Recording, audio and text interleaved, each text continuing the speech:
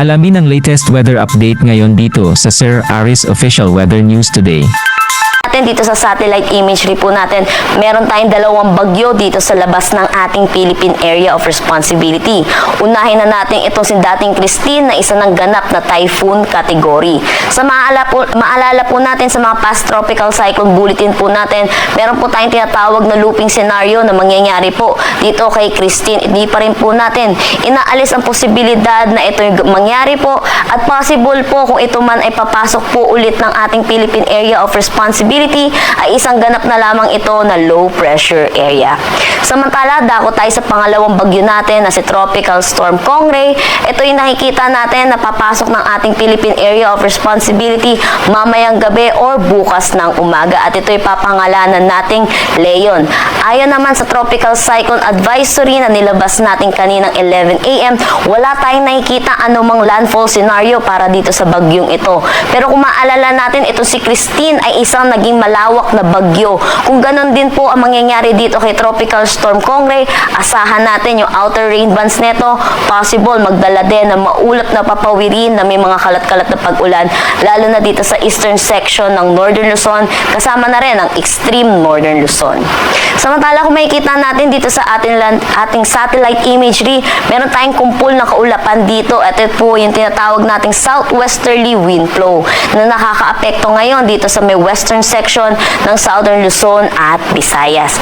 Dahil dito asahan natin makakaranas ng maulap na papawirin na may mga kalat-kalat na pag-ulan dito sa may Occidental Mindoro, Palawan, Western Visayas, Negros Island Region at Zamboanga Peninsula.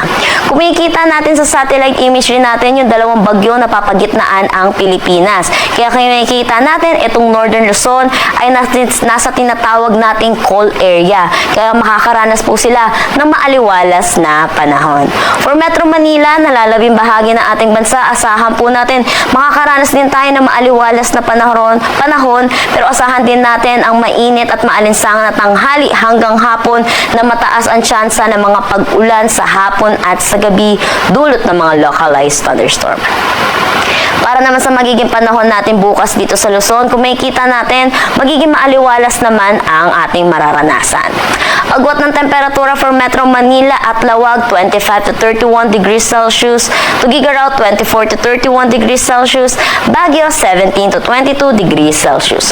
For Tagaytay, asahan natin ng 23 to 28 degrees Celsius at Legazpi, 24 to 30 degrees Celsius.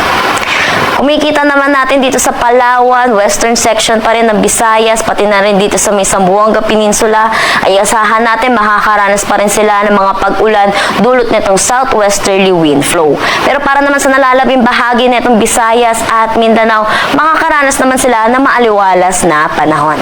Agwat ng temperatura for Calayan Islands at Puerto Princesa, 25 to 30 degrees Celsius. Para sa Iloilo, Cebu, 25 to 30 degrees Celsius, Tacloban, 25 to 31 degrees Celsius. For Zamboanga, asahan natin ng 26 to 32 degrees Celsius, Cagayan de Oro, 25 to 33 degrees Celsius, at Davao, 26 to 34 degrees Celsius.